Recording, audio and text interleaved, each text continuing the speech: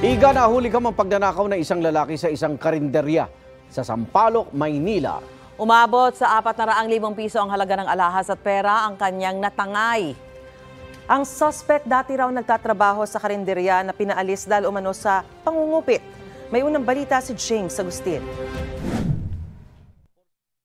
Sarado na ang karinderya sa bahaging ito ng Sampaloc, Maynila nang pilit itong binubuksan ng isang lalaki.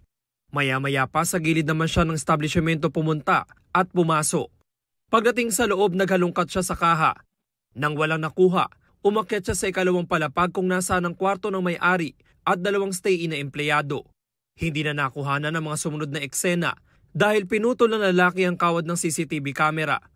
Sa kuha naman ng CCTV ng barangay, kita na paalis na siya sa lugar, bit-bit ng isang plastic.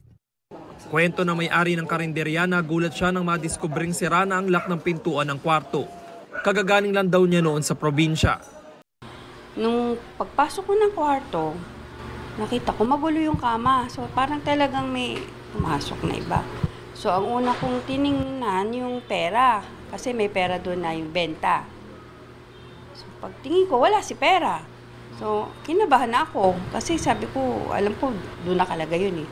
Tiningnan kong sunod yung mga alahas ko. Nakalagay yun sa isang jewelry box. Sama-sama yun.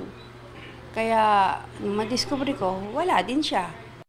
Nasa 15,000 pesos ang natangay ng salarin, habang halos 400,000 pesos ang kabuang halaga ng mga alahas at relo.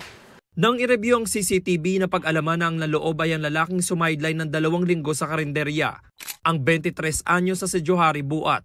Hindi rin niya pinalampas ang cellphone at pera ng 2 stay-in na empleyado.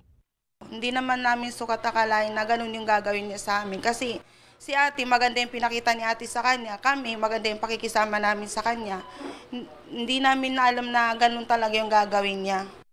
Ayon pa sa may-ari, Enero nang tanggalin niya sa trabaho si Buat matapos makuhanan sa CCTV na kumupit ng pera sa kaha. Yung pamalengke, binawasan niya. So pinalayas ko.